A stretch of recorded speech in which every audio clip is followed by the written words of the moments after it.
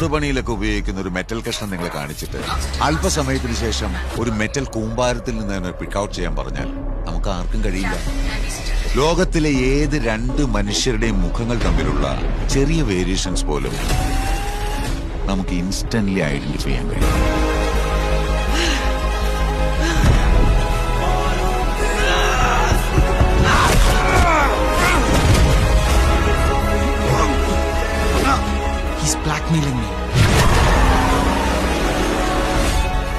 അവളുടെ മെമ്മറിയിൽ ആ ഫേസ് ഉണ്ടെങ്കിൽ നമുക്കത് തപ്പിയെടുക്കാം.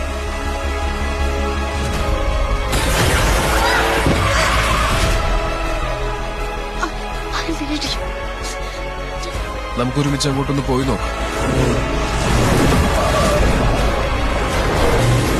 അവൾ ആ കില്ലറിനെ നേരിട്ട് കണ്ട ആ ക്രൈം സീനിലേക്ക്.